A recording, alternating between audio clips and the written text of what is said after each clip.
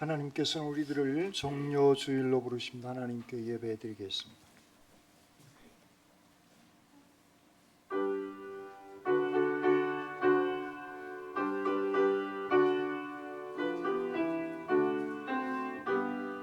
우리 모두 찬양해 우리 구주 예수님, 우리 모두 찬양해 아멘. 우리 모두 찬양해 우리 구주 예수님, 우리 모두 찬양해 아멘. 할렐루야 할렐루야 할렐루야 아멘. 할렐루야 할렐루야 할렐루야 아멘. 사랑해 주님 감사합니다. 복된 주일 저희들 주님의 제단에 나와 존귀하신 하나님을 예배합니다. 이 땅에 오셔서 진리의 씨앗을 뿌려주시고 영생의 소망을 주신 주님, 예수님의 지극한 사랑의 십자가를 바라봅니다. 종료주일과 고난주간을 보내는 한 주간 주님의 십자가의 사랑에 푹 잠기게 하여 주시옵소서. 주님의 진리의 복음의 씨앗이 믿음의 선조들로 오늘 우리에게까지 뿌려진 것처럼 우리도 복음의 씨앗을 심게 하여 주시옵소서.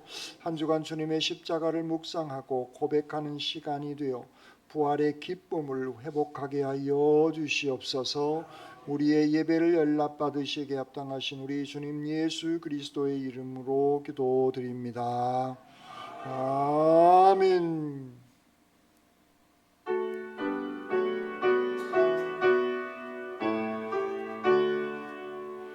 만유의 주 앞에 감사를 드리고 다 경배하면서 찬송을 부르세. 내 맘 열어 한 소리로 기뻐 주를 찬양하라.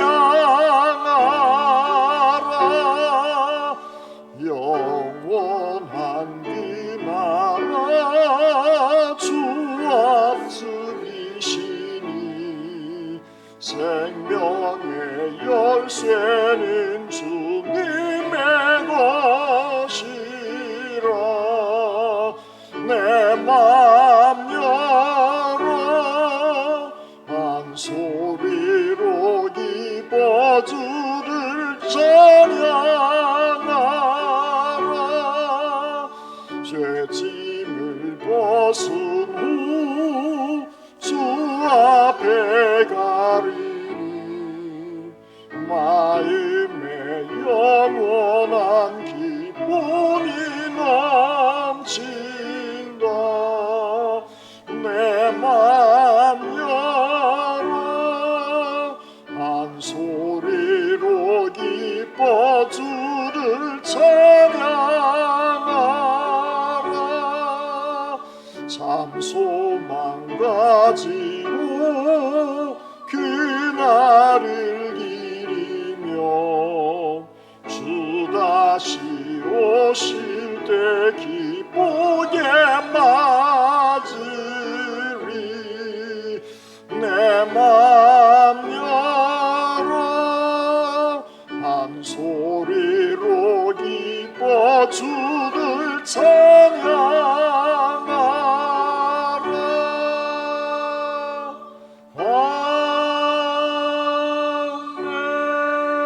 아멘. 여러분은 누구를 믿습니까? 여러분은 누구를 믿습니까?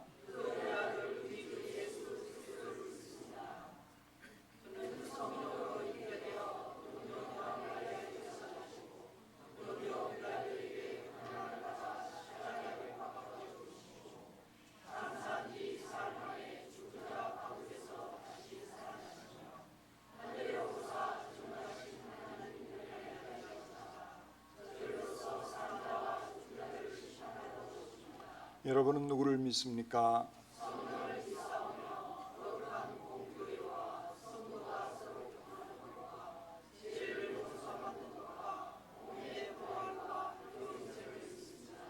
아멘.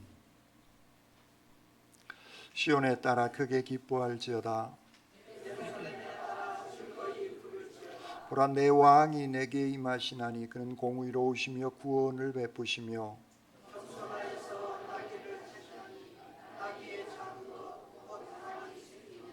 내가 에브라임의 병거와 예루살렘의 말을 끊겠고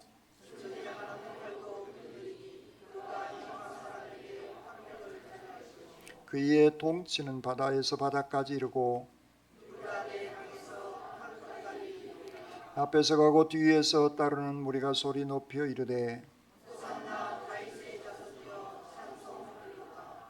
주의 이름으로 오시는 이여 가장 높은 곳에서 호산나더라. 아멘. 이 시간 하나님과 사람과 자연에 지은 죄를 침묵기도로 고백드리겠습니다.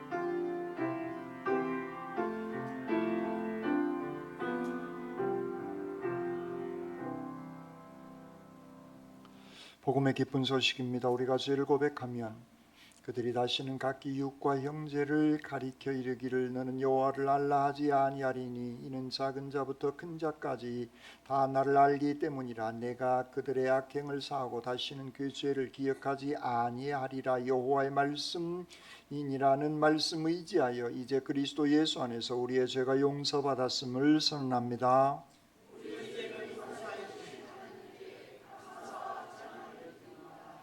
아멘.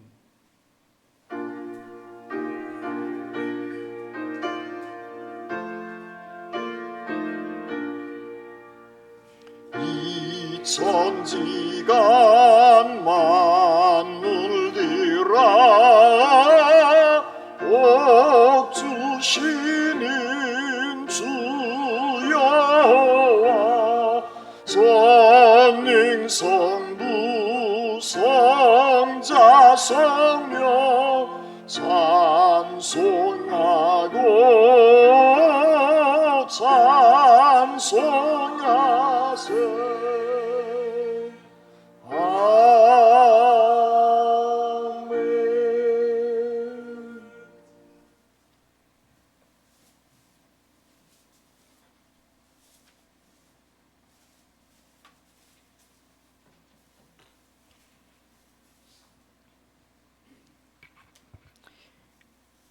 하나님께서 저희들을 위하여 창조하여 주신 축복의 동산에는 봄꽃들의 향연이 아름답게 펼쳐지고 신비로운 생명력이 돋보인 연초랙으로 새 옷을 단장하고 있습니다. 종료주의를 맞아 이 세상의 구원자로 다시 오신 주님을 생각하면서 새롭게 태어나게 하시고 부활의 축복으로 거듭나게 하시니 진심으로 감사합니다. 십자가의 고통을 순종으로 받아들이시면서 덤덤히 그 길을 선택하신 예수님의 사랑을 가슴에 새기며 신령과 진정으로 드리는 이 예배를 기뻐 받아 주시옵소서. 저희들의 믿음을 회복시켜 주시고 위로와 축복의 시간이 되도록 이 시간을 주관하여 주시옵기를 간절히 원하옵니다. 예수님께서 지신 십자가를 저희들이 지지 않고서는 진정한 제자가 될 수 없다는 생각을 갖고는 있습니다. 고난주간을 맞이하여 스스로 되돌아보며 다짐해 봅니다. 내 자신의 편의에 따라 종교인으로 겉옷을 입고 겸손과 순종 감사보다는 교만과 미움과 분노의 일상 속에서 우리 주님 사랑을 외면하고 내 자신의 이익에 끌려다녔던 부끄러운 모습들을 이 시간 고백합니다. 십자가의 고통을 감내하신 주님을 생각하며 흔들리지 않는 확실한 믿음으로 진리의 말씀에 늘 붙들려 주님 뜻대로 살아가도록 지켜주시고 인도하여 주시옵소서. 이 나라를 잊지 않으시고 혼돈의 시간들을 인도하여 주시니 감사합니다. 둘로 나누어 물고 물리는 전쟁과도 같은 숨막히는 시간들이 계속되고 있지만 오직 주님 뜻하신 대로 이 나라를 평안을 허락하시고 이끌어 주실 줄 믿습니다.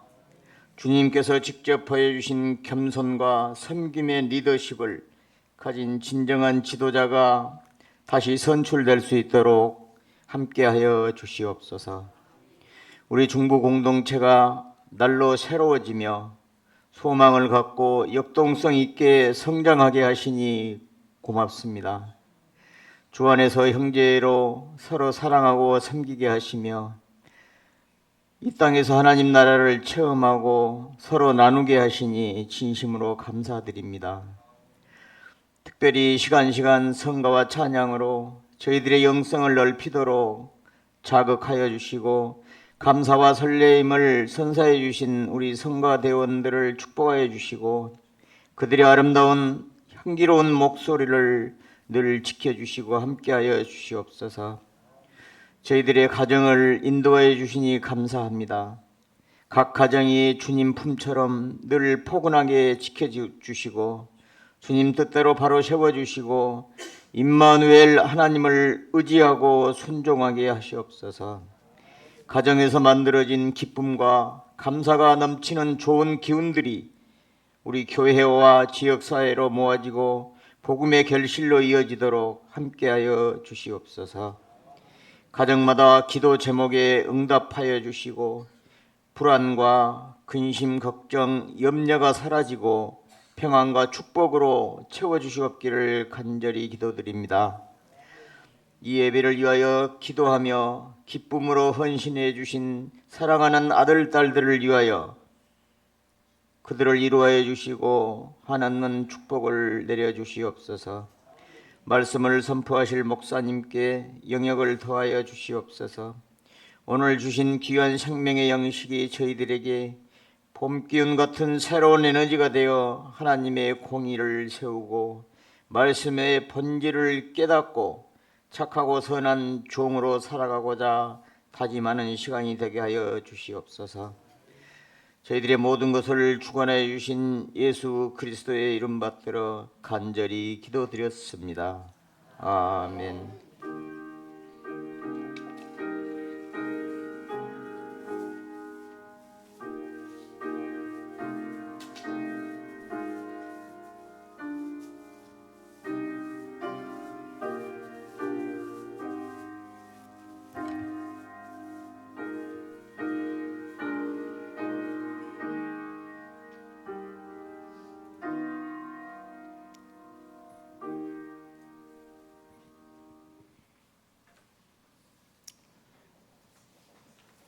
오늘의 말씀은 누가복음 19장 41절부터 48절까지입니다. 가까이 오사 성을 보시고 우시며 이르시되 너도 오늘 평화에 관한 일을 알았더라면 좋을 뻔하였거니와 지금 내 눈에 숨겨졌도다. 달이 이를지라 내 원수들이 토둔을 쌓고 너를 둘러 사면으로 가두고 또 너와 및 그 가운데 있는 내 자식들을 땅에 메어치며 돌 하나도 돌 위에 남기지 아니하리니 이는 내가 보살핌 받는 날을 알지 못함을 인함이니라 하시니라. 성전에 들어가사 장사하는 자들을 내쫓으시며 그들에게 이르시되 기록된 바 내 집은 기도하는 집이 되리라 하였거늘 너희는 강도의 소굴을 만들었도다 하시니라. 예수께서 날마다 성전에서 가르치시니 대제사장들과 서기관들과 백성의 지도자들이 그를 죽이려고 꾀하되 백성이 다 그에게 귀를 기울여 들으므로 어찌할 방도를 찾지 못하였더라. 주님의 말씀입니다. 아멘.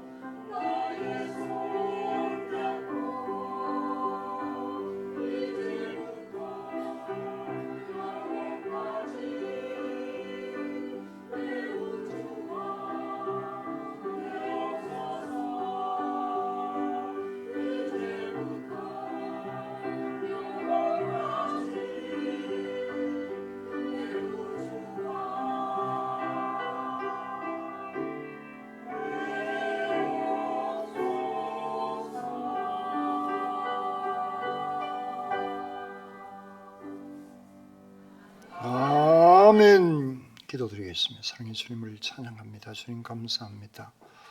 만세 전부터 지금과 영원토록 나의 구주가 되어주신 주님을 찬양합니다. 날마다 우리의 구주이신 그 주님 안에 저희들 살아가게 하여 주시옵소서. 이 한 시간 부족한 종이 말씀을 들고 섰습니다. 인간의 모습은 주님 뒤에 감춰주시고 주님의 생명의 말씀만 증언케 하시옵소서. 말씀으로 저희들 가운데 늘 함께 해주시는 우리 주님 예수 그리스도의 이름으로 기도드립니다. 아멘. 이성스러운 주일 아침에 하나님의 신령한 은혜와 능력과 축복이 여러분들 가운데 함께 하시기를 주님의 이름으로 축원합니다. 아멘. 옆사람과 앞사람 뒷사람과 인사 나누시겠습니다. 집사님 주님의 이름으로 사랑합니다.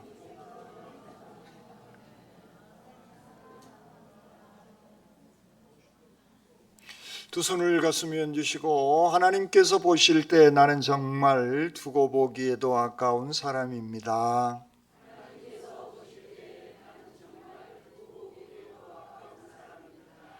아멘. 그렇습니다. 우리 하나님께서 보실 때 정말 두고 보기에도 아까운 소중한 사람들입니다. 그러므로 내가 생각을 하고 마음을 먹고 말을 하고 행동을 할 때에도 하나님께서 보실 때 두고 보기 아까운 귀한 삶을 살아가시기를 주님의 이름으로 축원합니다. 아멘. 오늘은 종려주일입니다. 예수님께서 예루살렘에 입성하신 장면이죠. 12살 때도 예루살렘의 유월절 예수님께서 입성하셨습니다. 몇 차례 성경은 등장하고 있는데 왕으로, 구세주로, 메시아로 마지막 십자가를 향하여서 올라가신 사건이 오늘 예루살렘에 입성하시는 종려주일인 겁니다. 성경 오늘 본문 20장 전체를 읽어보면 사람들이 환영을 합니다. 누가복음에는 겉옷을 벗어서 주님 가신 그 길에 깔아드리는 그러한 모습, 또 다른 복음서를 보면 종려나무 가지를 깔고 흔드는 그러한 장면의 모습, 왕으로 환영하시는, 메시아로 구세주로 환영하고 있는 백성들, 무리들의 모습인 것입니다. 그런데 오늘 본문을 보면 그 성을 입성하시기 전에 성을 보시고 우시고 계시는 겁니다. 복음서에는 마태복음부터 요한복음까지 4개의 복음서에는 예수님께서 우시는 장면이 2번 기록되어 있습니다. 한 군데는 나사로, 죽은 나사로, 친구 나사로, 동역자이고 친구인 또 제자인 나사로가 죽었다라고 하는 이 얘기를 듣고 예수님께서 우시는 장면입니다.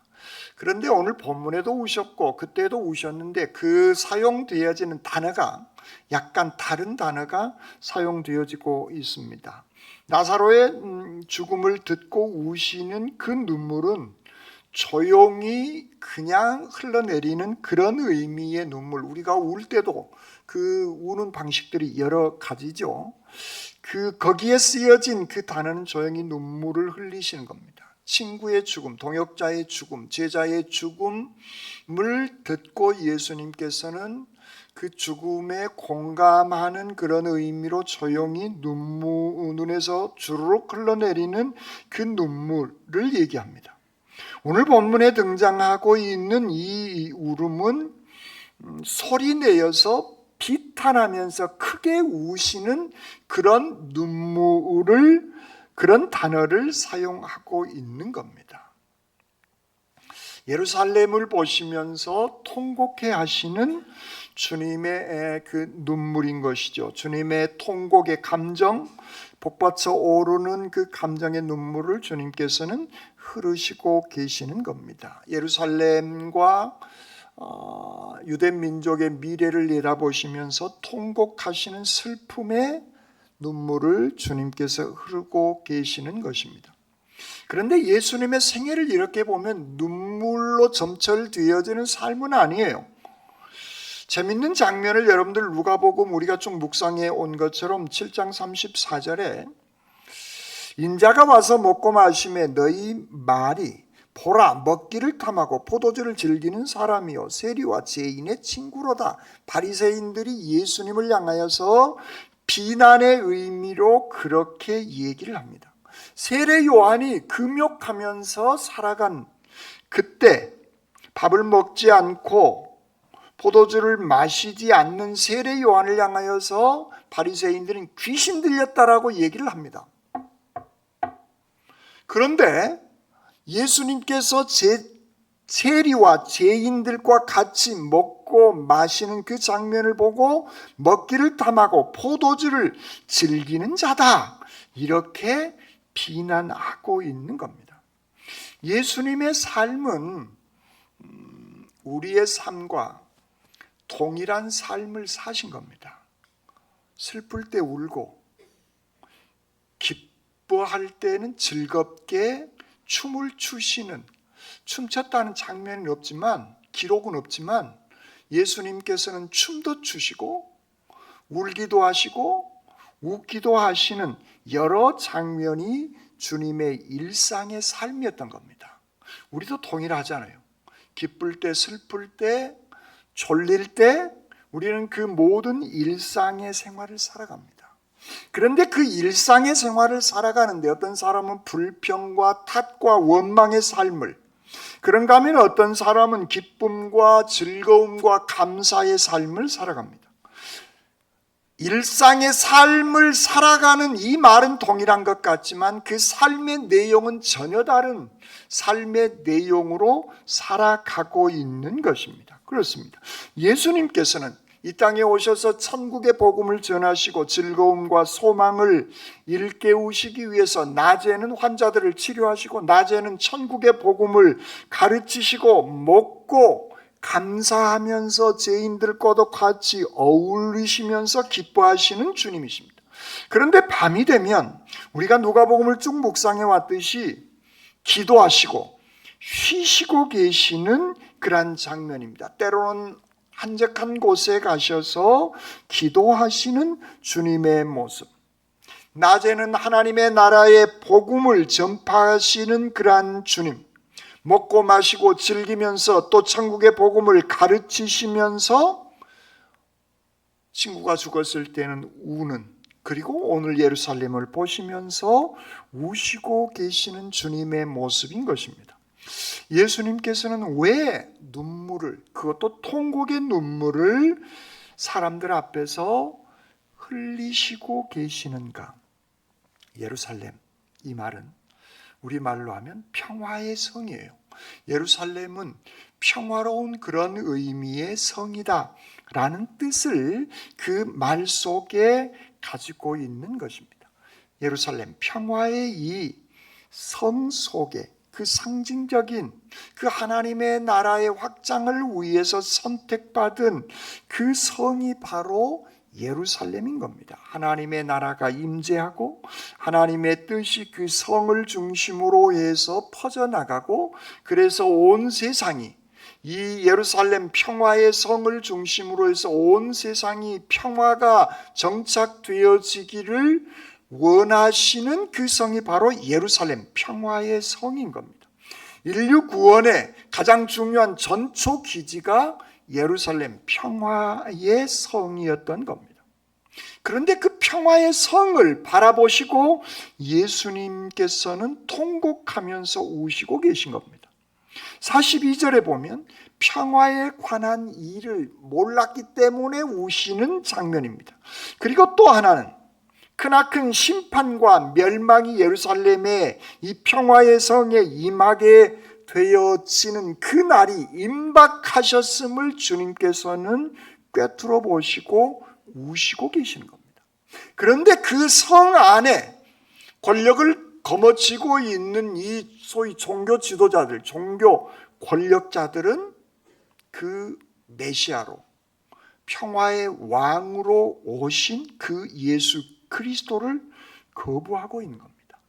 말이 아닌 나귀를 타고 예루살렘 평화의 성으로 입성하신 그 예수 그리스도를, 구원자를 이 종교 지도자들, 종교 권력자들은 거부하고 있는 겁니다. 그들은 하나님의 사랑을 거부하고 하나님의 사랑을 배반하고 배신하고 있는 겁니다. 이유는 하나님의 이름으로 그리스도를 거부하고 있는 겁니다. 예수 그리스도는 평화의 왕으로 이 땅 위에 그 평화를 가르치시기 위해서, 천국의 복음을 가르치시기 위해서 오셨는데, 예루살렘의 종교 지도자들은 그 하나님의 이름으로 인간의 몸을 입고 오신 그 메시아를, 하나님을, 예수님을 배신하고 거부하고 배반하고 있는 독특한 현상이 오늘 본문 안에 등장하고 있는 겁니다. 그래서 예수님은 통곡하시면서 우실 수밖에 없는 겁니다.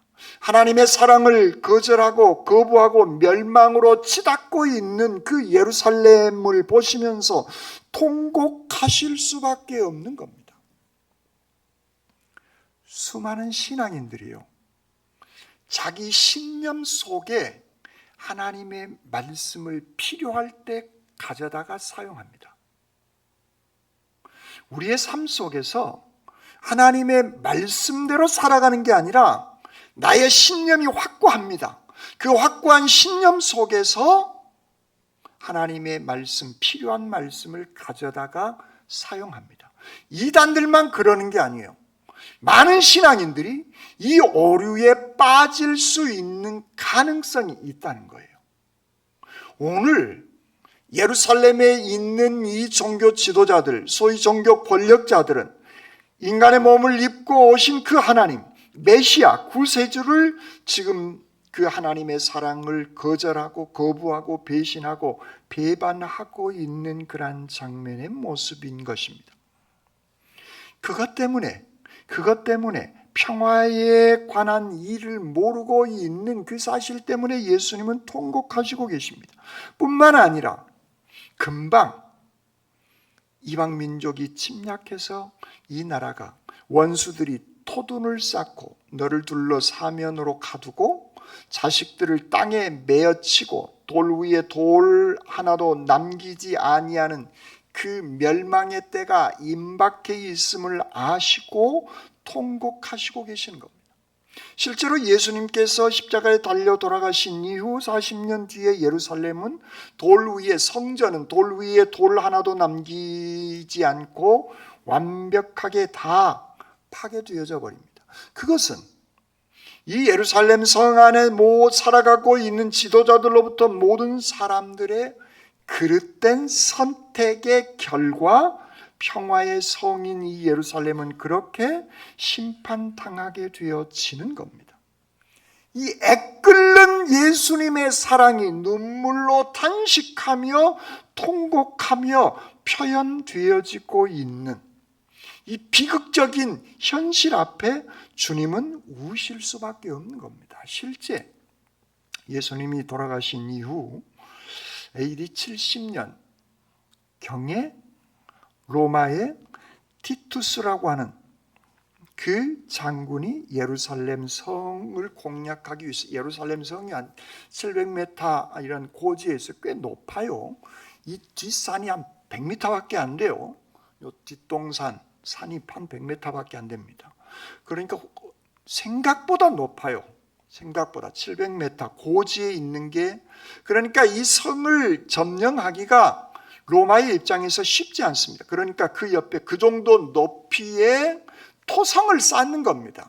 그래서 다리를 놓고 침략하기 위한 불화살도 쏘고 불도 쏘고 하는 여러 가지 많은 전략적으로 오늘 성경 본문에 의하면 토둔을 쌓고 사면을 다 에워싸서 예루살렘 성을 침략하게 되었습니다. 이때가 어느 때냐면 6월절이에요. 6월절이란 모든 유대인들, 흩어져 있는 디아스포라 유대인들이 예루살렘에 다 모여드는 그 시점인 겁니다.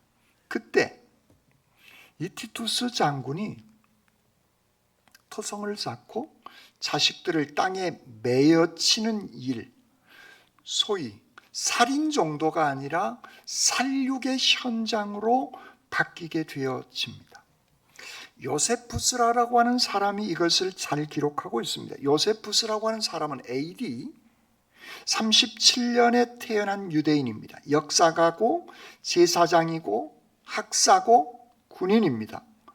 유대와 로마 이 전쟁이 있었는데 이때 유대의 저항군 지도자로 활동했던 사람이 역사가 요세푸스예요.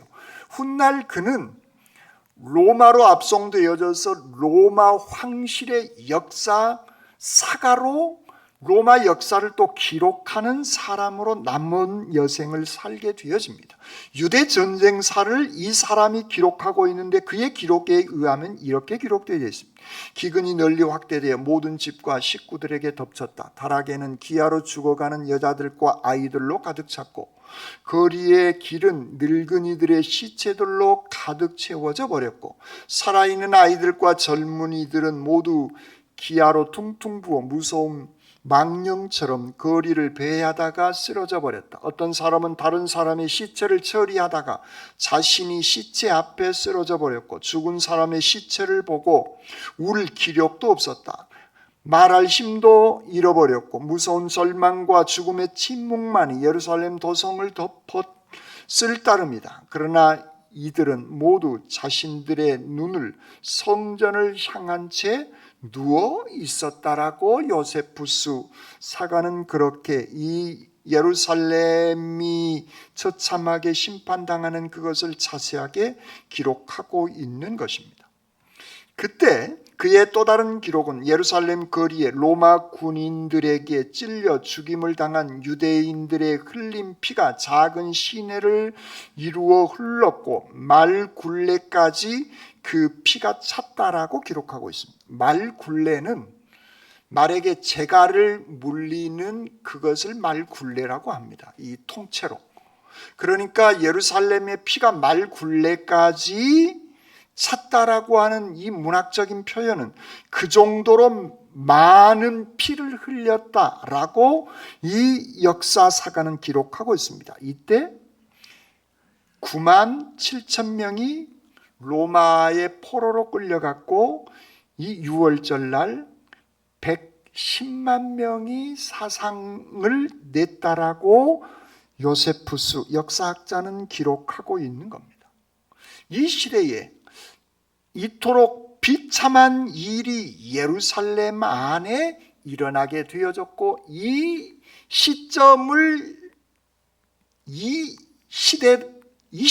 통하여서 유대인들은 디아스포라 유대인, 나라를 잃어버리는 이때 이스라엘이라고 하는 이 나라가 팔레스타인 안에 터를 잡고 살았던 그들이 나라까지 잃어버린 때가 바로 이때인 겁니다. 그래서 유대인들이 땅이 사라져버린 이때가 1차 세계대전 이후로 다시 강대국들에 의해서 지금 팔레스타인 지방에 자리 잡고 있지만 그것은 또 다른 문제이기 때문에 어쨌든 이때 2000년 동안 유대인들은 나라 없이 떠돌아다니는 세계 각국의 각 나라로 흩어져서 살아가는 비극적인 민족이 되어져 버린 겁니다. 주님께서는 이 사실을 40년 후에 일어날 이 사실을 아시는 주님이 통곡하면서 눈물을 흘리실 수밖에 없는 거예요. 그런데 그 평화의 왕으로 오신 그 그리스도 메시아를 그들은 거절하고 있는 겁니다. 그리고 그 예수 그리스도의 사랑을 물리치고 있는 겁니다. 더 나아가서 배신할 뿐만 아니라 그 예수 그리스도를 십자가에 못 박으라라고 본디오 빌라도에게 넘겨주었던 그 반역의 죄, 불신앙의 죄가 유대인들 안에 그대로 임하게 되어진 겁니다. 이 모든 사실을 꿰뚫으신 예수님께서는 통곡하면서 이 운명적인 비극을 보시면서 우실 수밖에 없는 주님의 모습을 오늘 성경이 짧은 구절은 그 모든 사실들을 고스란히 담아내고 있는 것입니다. 평화의 왕으로 오신 그 예수 그리스도, 오늘 나는 그 예수 그리스도를 어떻게 영접하고 있는가? 44절 하반절에 보살핌을 받는 날, 정확하게 얘기하면 세번역은 하나님께서 찾아온 때, 세번역은 그렇게 번역하고 있습니다. 오늘 우리가 읽은 성경 본문은 보살핌을 받는 날, 하나님께서 찾아오시는 그때, 지금인데 우리는 어떻게 주님의 말씀을 어떻게 받아들이고 있냐? 오늘 본문은 그 질문을 이 예배 시간에 우리에게 하고 있는 겁니다. 그것은 2000년 전에 예수님께서 오셨다고 끝나버리는 사건이 아니라 오늘 지금 나는 오신 예수 그리스도를 어떻게 대하고 있는 것인가, 지금인 겁니다. 평화의 왕으로 오신 주님이 내 마음에 들어오실 때, 지금 예루살렘 성에 방문하시고 계시는데 오늘 주님은 종려주일, 오늘 이 예배를 통해서 내 마음에 지금 방문하시고 계시는 겁니다. 나귀를 타고 입성하시고 계시는 겁니다. 내 마음속에 지금 이 예배를 통해 들어오시고 계시는 겁니다. 내가 예수 그리스도를 영접할 때, 주님을 정말 맞아들이게 되어졌을 때 우리의 마음은 평화가 임하게 되어지는 줄 믿습니다. 그리고 그 예수 그리스도가 내 안에 들어오게 되어지는 그 순간, 오늘 지금 이 순간 우리는 그 예수 그리스도가 들어오셨기에 우리의 마음속에 예수 그리스도께서 간직하신 그 눈물이 오늘 나의 신앙의 고백 속에서 발현돼야 되겠다라고 하는 얘기인 겁니다.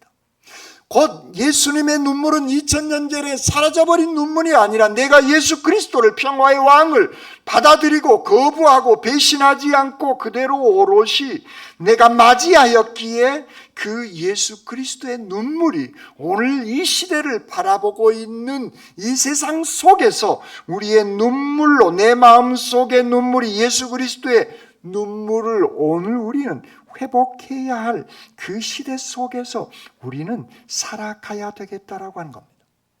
오늘 예수님께서는 눈물을 우시고 예루살렘에 입성하십니다. 그리고 들어가사 장사하는 자들을 45절에 내어 쫓으십니다. 성을 보시고 우셨던 주님께서 성에 들어가셨습니다. 성전에 들어가셔서 성전을 깨끗하게 정결케 하신 사건, 이 사건은 복음서 4개 다 자세하게 기록하고 있습니다. 그 얘기는 대단히 중요한 사건이었다, 그런 의미의 뜻인 것 같습니다. 이 땅에 오신 목적, 그것을 지금 보여주신 그 예수 그리스도, 소위 성전 정화의 사건, 타락한 성전을 보시고 우시고 끝나시는 것이 아니라 그 성전을 보시고 분노하시면서 깨끗게 하시고 계시고 있는 장면의 모습인 겁니다. 예루살렘 성이 지금 이 상태로 계속하면 멸망할 수밖에 없는 그런 모습이 지금 예루살렘 성 안에 살고 있는 지도자들, 거기에 같이 참여하고 있는 모든 무리들을 보시고 성전을 지금 청화하시고 계시는 겁니다. 민족과 사회를 책임져야 할, 인류 역사의 구원을 책임져야 할 이 성전이 장사의 소굴로 되어져 버리는 걸 보고 예수님께서는 거룩한 분노를 내시고 계신 겁니다. 하나님의 뜻을, 하나님의 나라 구원의 복음을 이 땅에 확장시켜야 할 그 성전 평화의 도성이 강도의 소굴이 되어져 버린 것에 분통이 터지시고 계시는 겁니다. 빛과 소금이 되어져야 할, 평화의 성이 되어져야 할 예루살렘 성전이 소금이 맛을 잃어 짓밟히게 되어져 버린 그 상태가 지금 예루살렘 상태이다라고 하는 겁니다. 기독교, 대한민국의 기독교에 한 120년, 150년 길게 잡고 그 정도 잡읍시다. 한국의 기독교, 100년 넘은 기독교 역사 속에서 한국 교회는 정말 자랑스러운 역사와 전통을 가지고 있습니다. 일제치하의 3.1 기미 독립만세는 정말 기독교를 중심으로 전국에 확장되었습니다. 기미 독립만세를 일으켰던 모든 지역은 다 교회를 중심으로 해서 그 일이 발생되어졌고 일어났던 겁니다. 대한민국이 풍전등화의 절체절명의 어둡고 칙칙하고 캄캄한 그런 세상에 교회는 세상의 빛으로 나타나게 되어진 겁니다. 한 줄기의 빛으로, 이 민족의 등불로 한국의 교회는 우뚝 서게 되어진 것이죠. 그래서 33인 중에 기독교인들이 어찌됐든 16명이 참여하고 있다는 겁니다. 기미 독립만세 사건은 민족주의를 뛰어넘어 불의와 어두움에 항거하는 중요한 진리의 빛을, 진리의 등불을 높이 올렸던 그때 교회가 그런 중요한 일을 해냈던 겁니다. 6.25 동란 때에도 기독교는 정말 이 전쟁에서 공산당과 맞서서 정말 열심히 싸우며 중요한 역할을 감당해냈던 겁니다. 박정희 전두환 그 독재 시대에도 한국의 기독교는 전부는 아니지만 많은 부분에 있어서 기독교는 정말 비진리인 그런 독재와 어둠과 싸워서 지금 한국의 기독교는 그런 유구한 좋은 전통과 역사를 간직하고 지금까지 살아온 겁니다. 그런데 지금 2024년, 25년의 한국의 기독교는 정치 중심에 너무 깊숙이 개입되어져 버린 것 같습니다. 대단히 안타까운 일이 한국 개신교 안에 너무 많이 일어나고 있습니다. 2024년 12월 3일 대통령은 계엄을 이렇게 선포합니다. 북한 공산 세력의 위협으로부터 자유 대한민국을 수호하고 파렴치한 종북 반국가 세력들을 일교에 척결하고 자유헌정 질서를 지키기 위해 비상계엄을 선포한다 라고 이렇게 시작되어져 있습니다. 그리고 이제 각 조항에 정당 정치활동 금지, 모든 언론 출판은 통제를 받는다, 전공의 의사는 의료 복귀 안 하면 처단한다, 영장 없이 체포, 구급, 압수수색 가능한다, 이런 조항들이 쭉 나열되어집니다. 그리고 이때 민간인 노상원 전직 육군소장이다. 별 2개인가요? 소장이 국방장관을 계엄 전까지 국방장관 공간에 20여 차례 이 두 사람이 만나게 되어집니다.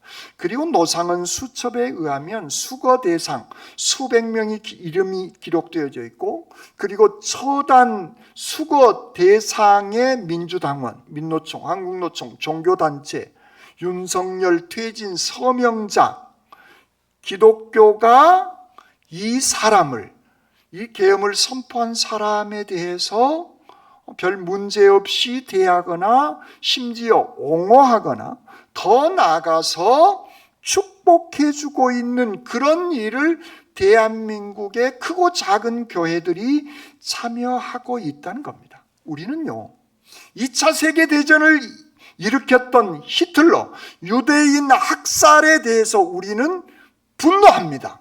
그런데 그와 유사한 일이 대한민국 땅 21세기에 불과 몇 개월 전에 일어난 그 사건에 대해서는 별 관심이 없습니다. 이것은 국회가 일방적으로 야당이 하니까 국회를 엎어놓기 위함이다, 이것은 국민들에게 계몽하기 위함이다라고 하는 얘기에 우리는 동의하거나 지지하는 그런 생각을 갖습니다. 그런데요, 여러분, 대통령이 계엄을 선포하면 노상원과 그의 많은 사람들은 사람 죽이는 일에 앞장섭니다. 이것이 국회와 국민들이 나서서 막지 못했다면 대한민국에는 수천 명의 사람이 일거에 사라져 버렸고, 그리고 수만 명의 사람들이 죽어 나갈 수 있는 일이 불과 몇 달 전에 한국 땅에 일어났던 일인 겁니다. 그런데 이 일을 이해해 주거나 옹호하거나 축복해 준다, 그 일은 예루살렘이 로마로부터 110만 명이 죽어가고 9만 7천 명이 포로로 끌려간 그 일과 유사한 일이 일어날 수 있는 그 일을 보고 예수님께서는 우시고 계시는 겁니다. 이유는 당시의 종교 지도자들이 자기 확고한 신념에 그 예수 그리스도 구원자를 거부하고 그를 십자가에 못 박는 일에 앞장서 버렸던 겁니다. 그리고 한국의 교회는 그 시대에 2000년 전에 예루살렘에 거했던 그 종교 지도자들과 비슷한 일들을 벌이고 있는 사건이 있는데도 우리는 별로 무관심하거나 그것은 나하고 마치 상관없는 것처럼 생각하다가 그것이 계엄이 실현되어져 버렸다면 대한민국은 정말 끔찍한, 상상하기도 싫은 그런 끔찍한 살육의 현장이 되어질 수 있었던 사건인 겁니다. 그리고 예수님께서는 우시고 끝나시는 것이 아니라 그 성전에 들어가셔서 청하시면서 하신 말씀이 성전은 기도하는 집이다라고 주님은 말씀하시고 계시는 겁니다. 여러분, 성전은요, 하나님이 계시는 곳입니다. 성전은 하나님께서 계시는 그곳에서 하나님의 음성을 듣고 하나님께 영광을 돌리는 그곳이 바로 성전인 것입니다. 그런데 이 성전은 제사를 드리는 그 일의 편의성을 봐주기 위해서 환전상들이 환전하고 짐승들이 거래하는 그런 일로 이 성전이 탈바꿈되게 되어져 버린 겁니다. 이방인의 뜰에 장사치들이 환전을 하고 양과 비둘기를 파는 이 일, 그래서 그 장사치들에게 종교 지도자들이 뒷돈을 받는 게 1년에 수십조의 돈이 뒷거래됐다라고 역사학자들은 기록하고 있습니다. 하나님의 성전이, 진리의 말씀이 선포되고 하나님의 나라가 예루살렘 성을 통해서 이 땅 위에 퍼져나가야 될 그 하나님의 성전 예루살렘 평화의 도성이 장사하는 곳으로, 그리고 오신 메시아를 십자가에 죽이라고 얘기했던 그 정치적인 일에 앞장섰던 그런 모습으로 예루살렘의 성과 예루살렘의 종교 지도자들, 종교 권력자들이 이렇게 타락하게 되어져 버린 곳이 바로 예루살렘 성전인 겁니다. 그래서 예수님께서는 성전을 정화시키고 계시는 겁니다. 상을 둘러부시고 요한복음에 보면 채찍을 만들어서 그들을 내어 쫓으시기까지 하시는, 그래서 이곳은 하나님의 거룩한 집, 강도의 소굴이 아니라 하나님께 기도하는 집임을 말씀하시고 계시는 겁니다. 오늘 한국의 교회는 거리에서 정치 행위를 합니다. 그리고 거기에서 하는, 언론을 통해서 보니까 거기에서 자기 자식들에게 무슨 핸드폰을 팔고 또 헌금을 하고 이 모든 자기들의 유익을 창출해 내기 위해서 거리에 나가서 마치 한 사람을 위해서 축복해 주는 것처럼 집회하면서 속으로는 자기의 이속을 챙기는 그 일을 2000년 전에 예루살렘에서 하고 있는 그 일과 유사한 일이 대한민국 땅에도 일어나고 있다는 겁니다. 탐욕에 우리의 마음이 뺏기게 되어져 버린다면 우리는 소금이 맛을 잃으면 거리에 버려져 사람들에게 밟히게 되어지는 그런 일로 바뀌게 되어진다라고 주님은 말씀하고 있습니다.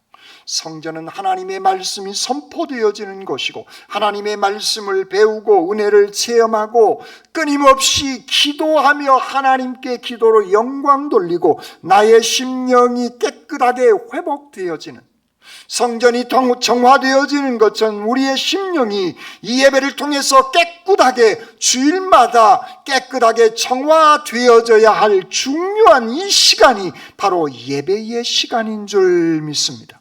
그렇습니다. 복음이 주님의 말씀이, 주님께서 예루살렘의 이 종료주일 입성하시고 주님께서 말씀을 가르쳤던 그 말씀이 오늘 예배를 통하여 우리의 심령이 새롭게 변화되게 되어지는 중요한, 하나님을 아는 지식으로 그 모습이 바뀌게 되어지는 그런 귀한 시간이 바로 이 예배의 시간인 것이고, 그래서 주님은 6월절 이 시간에 예루살렘에 입성하시고 계신다라고 하는 것입니다. 그렇습니다. 죽어가는 나의 영혼이 되살아나는 이 시간이 바로 이 예배를 통해서 내가 하나님께 기도하며 하나님과 소통하는 소중한 시간이 이 예배를 통하여서 회복되어져야 하는 것입니다. 그렇습니다. 나의 신념에 의해서 하나님의 말씀을 가져다가 활용하는 그런 2000년 전의 종교 지도자들, 종교 권력자들의 모습이 아니라 우리는 부지런히 하나님의 말씀을 내 안에 새기고 배우고 이 땅 위에 교회를 중심으로 해서 하나님의 나라의 복음이 확장되어지기를 주님께서는 원하시기 위해서 예루살렘에 입성하신 겁니다. 오늘날 한국의 교회는 세상으로부터 많이 욕을 먹는 것이 사실입니다. 그런데요, 재밌는 사실은 세상은 교회는 욕하는데 예수님은 욕하고 있지 않다는 거예요. 그 얘기는 오늘 우리가 빛과 소금의 역할을 감당해내면 다시 회복될 수 있다는 희망이 그 안에 있는 겁니다. 세상은 교회를 욕하고 있지만, 교인들을 욕하고 있지만, 우리가 믿는 예수 그리스도는 욕하고 있지 않다는 겁니다. 그 얘기는 우리가 예수님과 멀리 떨어져 있고 괴리 되어져 있음을 반증하고 있는 것입니다. 그렇습니다. 종려주일, 주님께서는 2000년 전에 예루살렘에 입성하고 끝나는 게 아니라 오늘 우리에게 들어오시고 계시는 겁니다. 그 사랑의 주님, 평화의 왕으로 오신 그 주님을 내 신념에서 필요한 것만 가지고 오는 것이 아니라 주님의 말씀을 오롯이 그대로 우리는 배우고 익혀서 나의 신념이 바뀌고 나의 삶이 변화되어지는, 그래서 이 세상을 구원할 진리의 등불을 우리는 높이 지켜 드려야 하는 겁니다. 무너진 교회가 회복될 수 있는 것, 그것은 주님의 말씀 본질로 회복되어지는 길 말고는 없는 겁니다. 이것은 어떤 이념이나 어떤 단체에 빨려 들어가는 것이 아니라 우리가 예수 그리스도의 말씀에 빨려 들어가 그 말씀이 나를 변화시켜내고 나를 세워내는 그 열매를 맺게 되어졌을 때 세상은 다시 교회를 향하여서 우러러 보게 되어지는 그런 시작이 되어질 수 있다는 겁니다. 그러므로 우리는 열심히 모여서 예배드리고 열심히 주님의 말씀을 묵상하고 열심히 여호와 하나님 아버지께 쉬지 않고 기도하게 되어진다면 우리의 오늘 교회는 무너지지 않고 다시 회복되어질 줄 믿습니다. 왕이신 그 예수 그리스도의 말씀을 내 마음에 새기고 세상을 향하여서 주님의 마음으로 눈물을 흘리시는 복된 삶을 살아가시기를 주님의 이름으로 축원합니다.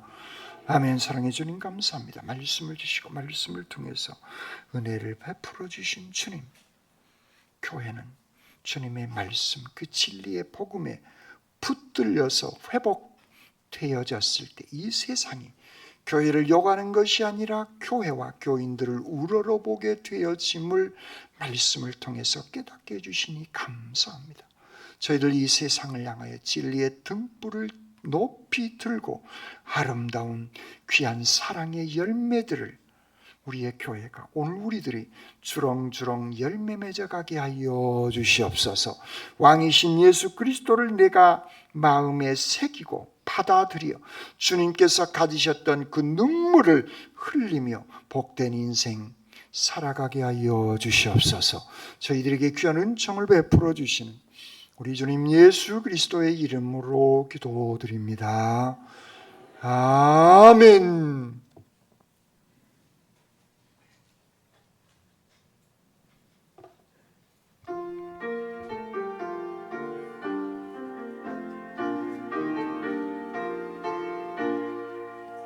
호산나 호산나 다 노래 부른다. 수많은 아이들이 즐거운 노래로 기쁨에 안으시고 복 주신 주님께 온 몸과 마음 주 찬양합니다. 서감난산 길 따라 큰 물이 따르며 그 손엔 종려 가지 흔들며 외친다. 만왕의 왕주 예수 나귀를 타시고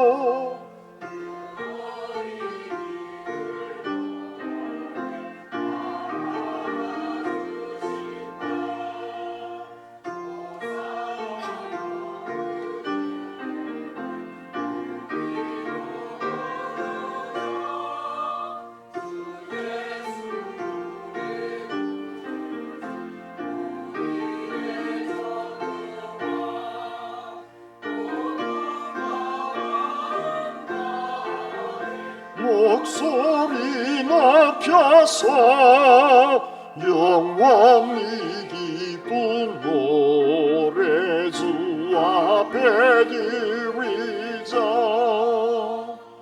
아멘.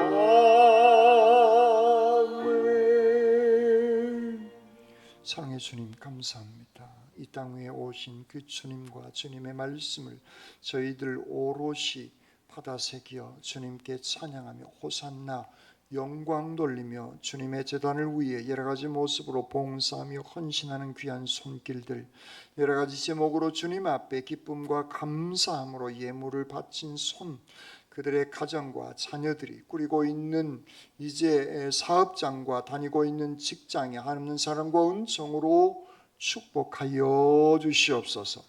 예물을 드리고 싶지만 드리지 못한 손과 가정 위에도 물질의 넉넉함으로 채워주시옵시고 이 예물에 쓰이는 곳마다 하나님의 나라가 임재하게 하여 주시옵소서. 저희들에게 복 주시기를 원하시는 우리 주님 예수 그리스도의 이름으로 기도드립니다.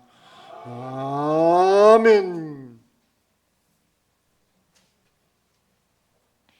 오후에 성가대원 신예배로 드립니다. 고난주간 특별 새벽 기도회가 내일부터 있습니다. 내일부터 구역 월요일 1, 2구역, 나머지는 3구역부터는 한 구역씩 주일까지, 부활주일 아침까지 그렇게 찬양합니다.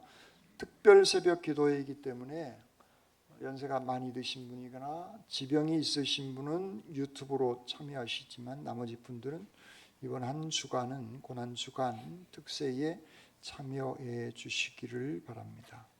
기관별 원래 예배 후에 지정된 장소에서 모입니다. 나무 가꾸기 신청 다음 주까지 하고 마감합니다. 아직 신청 안 하신 분들 나무 둘러보니까 안 붙어 있어요. 안 하신 분들 신청해 주시기 바랍니다. 그리고 이번 주 화요일 15일 화요일 우리 교회에서 동부지구 여신도회가 모입니다. 위에서 봉사해 주시고 기도해 주시기를 바랍니다.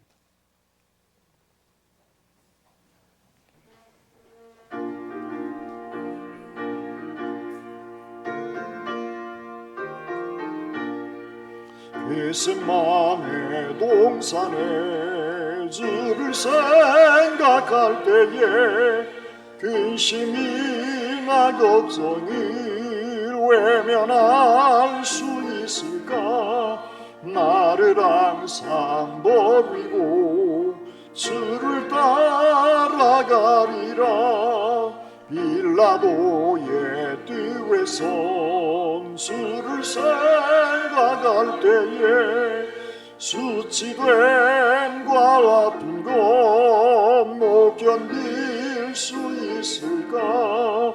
기위 참고 묵묵히 주를 따라가리라.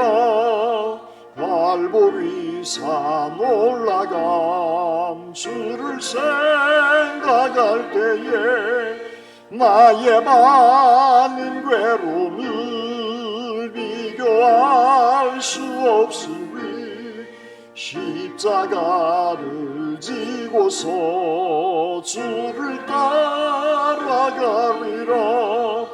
무덤에서 부활한 주를 생각할 때에 환난이나 죽음도 두려울 것 없으리. 승전가를 부르며 주를 따라가리라. 예루살렘 성을 보시고 오시는 주님 마음을 우리에게도 주셔서 민족과 지역을 위해 눈물로 기도하게 하시옵소서.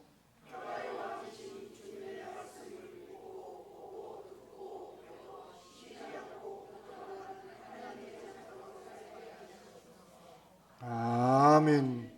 이제는 우리 주님 예수 그리스도의 은혜와 아버지 하나님의 무한하신 사랑하심과 성령님의 역사해 주시고 함께하여 주시는 귀한 은총이 왕이신 예수님의 눈물 저희들에게도 허락하여 주시사 이 세상에 진리의 등불로 울며 구원하면서 살아가기를 다짐하는 주님의 모든 백성들 심령 위에 이제로부터 영원토록 함께하옵시기를 간절히 축원하옵나이다. 아멘.